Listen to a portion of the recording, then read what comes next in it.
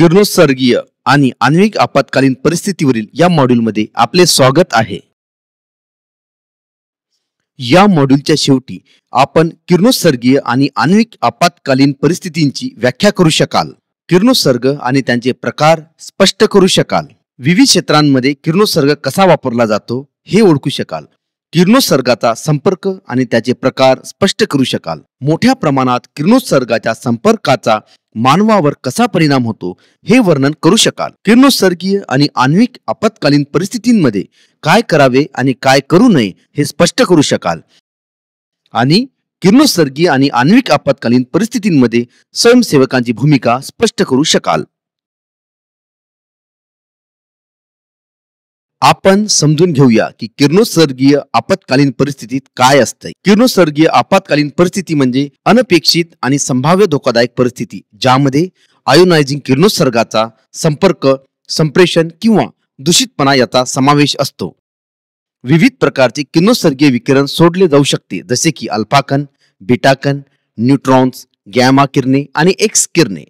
किरणोत्सर्गीय आपत्कालीन परिस्थिती विविध ठिकाणी घडू शकतात, ज्यामध्ये आण्विक सुविधा, रुग्णालये, उद्योग, शेती आणि संशोधन संस्था यांचा समावेश आहे.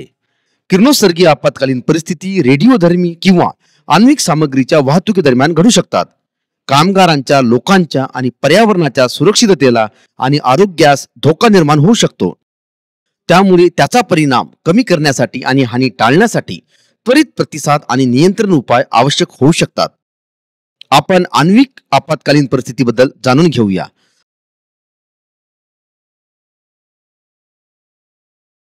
जर कोणताही अपघात झाला किंवा संभाव्यतः हानिकारक रेडिओधर्मी पदार्थांचे जाणून-बुजून संप्रेषण झाले तर आण्विक आपत्कालीन स्थिती घोषित केली जाऊ शकते. या रेडिओधर्मी पदार्थांच्या किरणोत्सर्गामुळे आरोग्यावर परिणाम होऊ शकतो.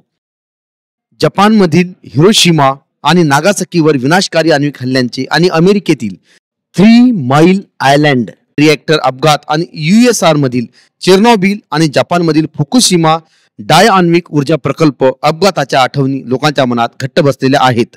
या ऐतिहासिक घटनांमुळे लोक आण्विक आपत्कालीन परिस्थितींबद्दल विचार करतात. अशा विनाशकारी घटनांना विसरणे शक्य नाही. बऱ्याच लोकांचा कल अणुऊर्जा आणीबाणीला फक्त या ऐतिहासिक घटनांशी जोडण्याकडे असतो, परंतु हे लक्षात ठेवणे आवश्यक आहे की आपण लहान प्रमाणात आण्विक आणि किरणोत्सर्गीय आपत्कालीन परिस्थितीसाठी देखील तयार असले पाहिजे. चला आपण किरणोत्सर्ग आणि त्याच्या प्रभावाबद्दल अधिक जाणून घेऊया. किरणोत्सर्ग म्हणजे गतीत असलेली ऊर्जा आहे. सूर्यापासून किंवा एखाद्या ज्वलंत वस्तूपासून मिळणाऱ्या प्रकाशाचे साधे आणि सर्वज्ञात उदाहरण आहे. आपल्याला माहित आहे की जेव्हा या प्रकाशाची तीव्रता जास्त असते, उदाहरणार्थ उन्हाळ्यात, तेव्हा त्याचा हानिकारक परिणाम होऊ शकतो. जर ती विशिष्ट मर्यादेपेक्षा कमी असेल तर ते आरामदायक आणि हानिरहित असते. परंतु हिवाळ्यात आपण तापण्यासाठी जळणाऱ्या आगपासून मिळणारा किरणोत्सर्ग वापरतो, कारण सूर्यापासून येणाऱ्या प्रकाशाची तीव्रता कमी होते. म्हणून किरणोत्सर्ग हा औषधासारखा असतो, जो योग्य मात्रेमध्ये घेतल्यास अधिक फायदेशीर ठरतो, परंतु जास्त मात्रेत घेतल्यास हानी देखील होऊ शकते.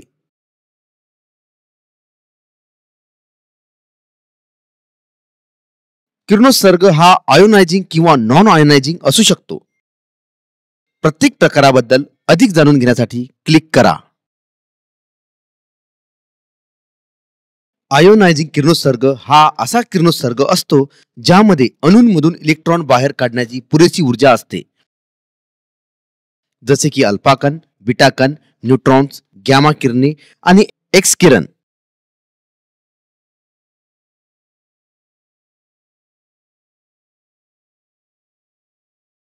नॉन आयोनायझिंग किरणोत्सर्ग हा असा किरणोत्सर्ग आहे ज्यामध्ये अणूमधून इलेक्ट्रॉन काढण्याची पुरेशी ऊर्जा नसते.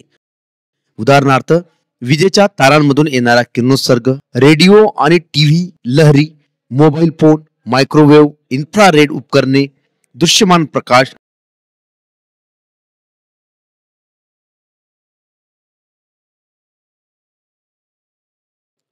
किरणोत्सर्गाचा वापर विविध क्षेत्रामध्ये केला जातो. आरोग्य सेवेमध्ये किरणोत्सर्गाचा वापर निदान आणि उपचारांसाठी केला जातो. किरणोत्सर्गाचा वापर औद्योगिक क्षेत्रात अन्न प्रक्रिया, रेडिओग्राफी, मापन यंत्रे आणि मोजमापनासाठी केला जातो. संशोधन क्षेत्रात किरणोत्सर्गाचा वापर नमुने शोधण्यासाठी, विकिरणाच्या नमुन्यांसाठी, कॅलिब्रेशन स्त्रोतांसाठी आणि ट्रेझरसाठी केला जातो. याशिवाय शेती क्षेत्रात किरणोत्सर्गाचा वापर ट्रेसर अभ्यासांसाठी केला जातो. चला आता किरणोत्सर्गाच्या संपर्काच्या प्रकाराबद्दल जाणून घेऊया. आपण खरोखरच किरणोत्सर्गाच्या समुद्रात आहोत, जो बाह्य अवकाशातून किंवा पृथ्वीवरील सामग्रीमधून आपल्यापर्यंत पोहोचतो. याला बॅकग्राऊंड रेडिएशन असे म्हणतात. बॅकग्राऊंड किरणोत्सर्ग म्हणजे नैसर्गिक स्रोतांमधून येणाऱ्या आयोनायझिंग किरणोत्सर्गाच्या कमी स्तराच्या सतत संपर्कात असणे. पर्यावरणातील नैसर्गिक स्रोतांमध्ये बाह्य अवकाशातील ब्रह्मांडीय किरण, पृथ्वीच्या सामग्रीतील भूकिरण आणि माती, इमारतीचे साहित्य आणि इतर वातावरणात नैसर्गिकरित्या आढळणाऱ्या रेडिओधर्मी सामग्रीचा समावेश आहे. हा वातावरणीय किरणोत्सर्ग हा दररोजच्या जीवनात एक भाग आहे आणि नैसर्गिक पार्श्वभूमी किरणोत्सर्गासाठी साधारणतः वार्षिक संपर्क सुमारे 2.4 मिलीसिवर्ट प्रतिवर्ष आहे. हे लक्षात घेणे महत्वाचे आहे की पार्श्वभूमी किरणोत्सर्ग म्हणजे बॅकग्राऊंड रेडिएशन तुलनेने कमी आहे आणि व्यक्तींना नियमितपणे अनुभवलेल्या किरणोत्सर्गाचे आधारस्तर तयार करतो. किरणोत्सर्गाच्या संपर्काचा अर्थ असा आहे की जेव्हा शरीर किरणोत्सर्गाच्या संपर्कात येते. किरणोत्सर्गाच्या संपर्काचे 2 प्रकार असतात, म्हणजेच अंतर्गत संपर्क आणि बाह्य संपर्क. बाह्य संपर्क म्हणजे जमिनीवर किंवा हवेतील रेडिओधर्मी पदार्थ, कपड्यांवर किंवा शरीराच्या पृष्ठभागावर असलेल्या किरणोत्सर्गाचा संपर्क घेणे. तर अंतर्गत संपर्क तेव्हा होतो जेव्हा एखादी व्यक्ती अन्न किंवा पेयामध्ये रेडिओधर्मी पदार्थ ग्रहण करते. जेव्हा हवेतील रेडिओधर्मी पदार्थ श्वासाद्वारे शरीरात जातात, जेव्हा त्वचेद्वारे रेडिओधर्मी पदार्थ शोषित होतात, जेव्हा जखमेतून रेडिओधर्मी पदार्थ शरीरात प्रवेश करतात किंवा जेव्हा वैद्यकीय उपचारांसाठी रेडिओ फार्मास्युटिकल्स दिले जातात, या दोन्ही प्रकारांमध्ये शरीर किरणोत्सर्गाच्या संपर्कात येते. या दोन्ही प्रकारांमध्ये किरणोत्सर्गाच्या संपर्कात आल्यावर शरीरावर सारखाच परिणाम होत असतो. चला आता मोठ्या प्रमाणात किरणोत्सर्गाच्या संपर्काबद्दल जाणून घेऊया. उच्च स्तराच्या किरणोत्सर्गाशी संबंधित असताना संभाव्य धोके समजणे महत्वाचे आहे. मोठ्या प्रमाणात किरणोत्सर्गाच्या संपर्कामुळे 2 भिन्न प्रकारचे जैविक परिणाम होऊ शकतात, म्हणजेच शारीरिक परिणाम म्हणजे सोमॅटिक आणि जेनेटिक परिणाम. सोमॅटिक परिणाम थेट संपर्कात आलेल्या व्यक्तीवर होतात, तर जेनेटिक परिणाम संपर्कात असलेल्या व्यक्तीच्या संततीवर प्रभाव टाकू शकतात. चला आता नैसर्गिक किरणोत्सर्गाच्या स्रोतांकडून होणाऱ्या प्रभावी डोसच्या वार्षिक सरासरी मूल्यांबद्दल जाणून घेऊया. ही मूल्ये आपण ब्रह्मांडीय किरण, भूकिरण, आंतरिक किरणोत्सर्ग, रेडॉन आणि त्याचा डीके यांसारख्या उत्पादने यांच्या मिळवलेल्या किरणोत्सर्गाच्या संपर्काचे प्रमाण दर्शवितात. UK मध्ये या नैसर्गिक स्रोतांकडून मिळणारा सामान्य वार्षिक प्रभावी डोस सुमारे 2.4 मिलीसिवर्ट प्रतिवर्ष इतका आहे. चला आता आजच्या काळातील रेडिओलॉजिकल आणि न्यूक्लिअर घटनांच्या परिणामाबद्दल जाणून घेऊया.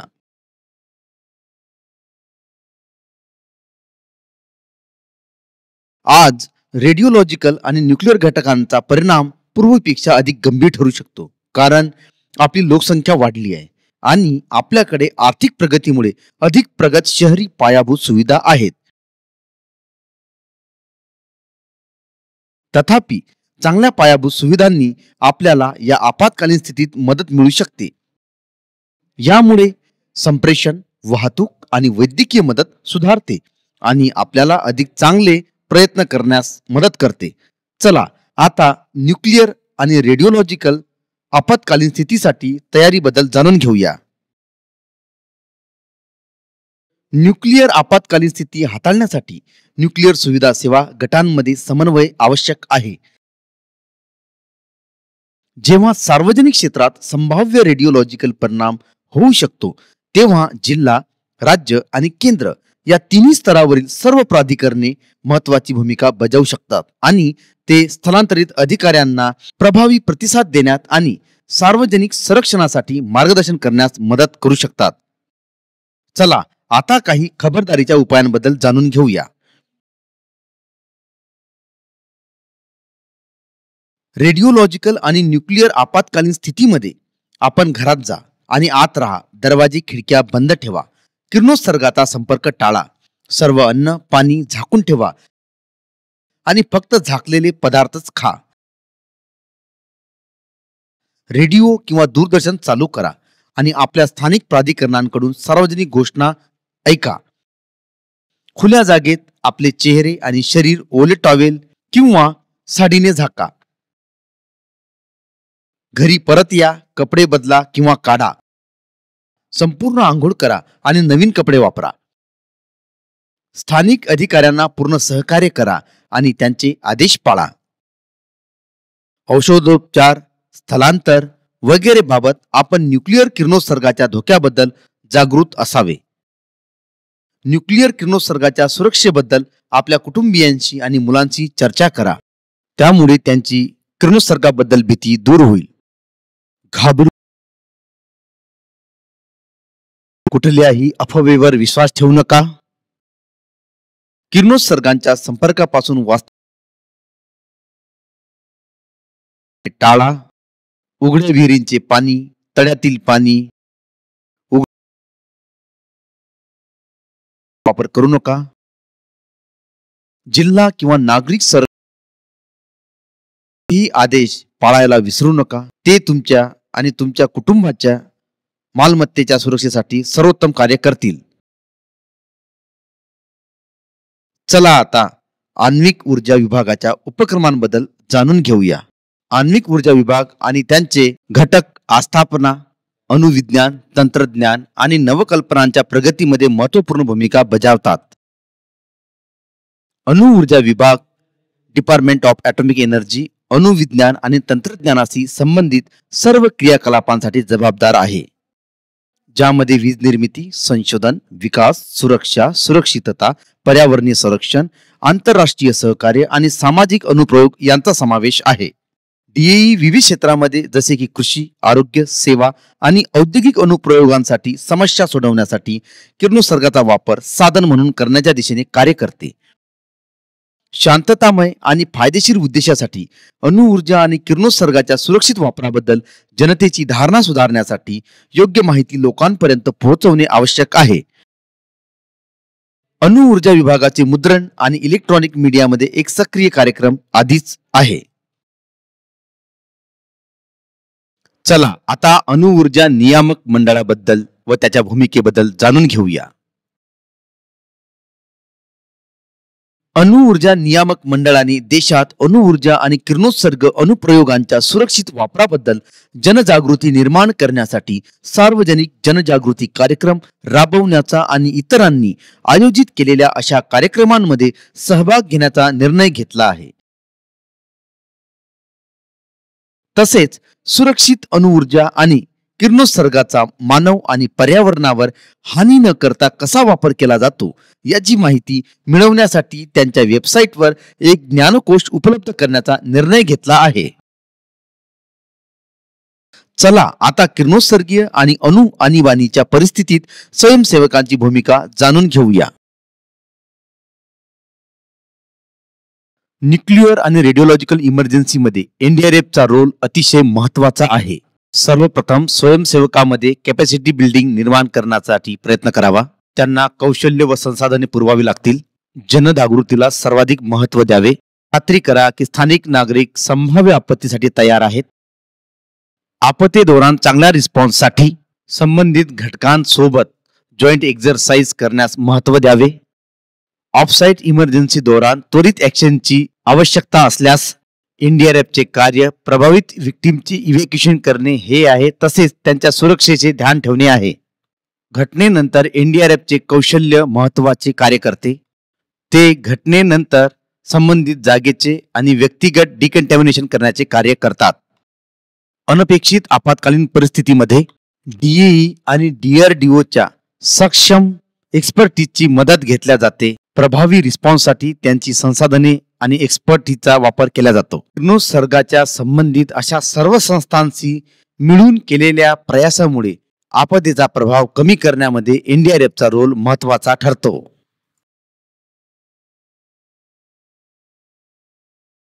किरणोत्सर्गीय आणि अणुअणीबाणीच्या वेळी स्वयंसेवक अनेक प्रकारे मदत करू शकतात. ते लोकांना सूचना देण्यात मदत करू शकतात, लोकांना सुरक्षित ठिकाणी हलविण्यात मदत करू शकतात, अधिकाऱ्यांशी योग्य प्रक्रिया आणि पीडितांच्या सुरक्षिततेसाठी सहकार्य करू शकतात.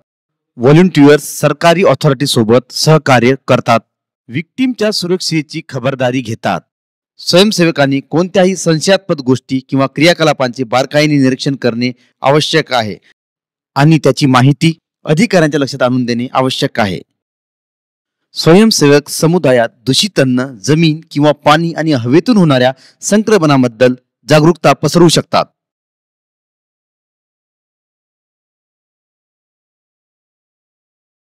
यासोबतच आपण या अध्यायाच्या शेवटी आलो आहोत.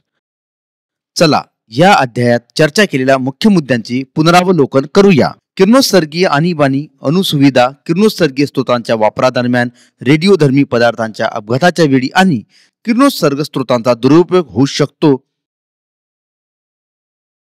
पार्श्वभूमी किरणोत्सर्ग हा नैसर्गिक स्त्रोतापासून वातावरणात सतत होणाऱ्या कमी स्तराच्या आयोनायझिंग किरणोत्सर्गाचा संपर्क आहे.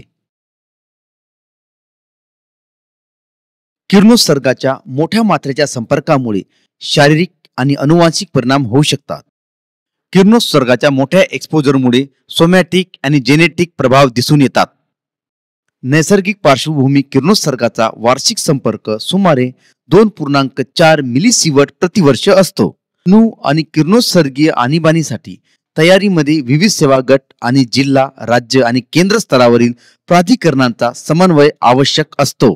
कुटुंबे आणि मुलांमध्ये अणु किरणोत्सर्गाच्या सुरक्षिततेबद्दल शिक्षण देणे हे त्यांच्या भीती कमी करण्यासाठी आणि तयारी वाढवण्यासाठी आवश्यक आहे. आता या विषयाचे तुमचे ज्ञान तपासण्याची वेळ आली आहे.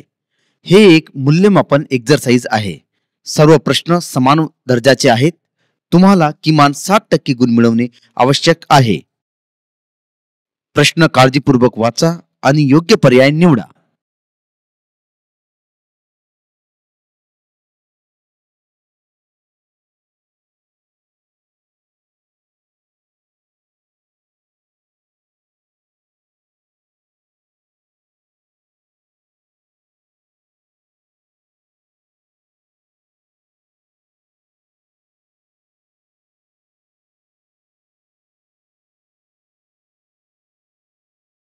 अभिनंदन.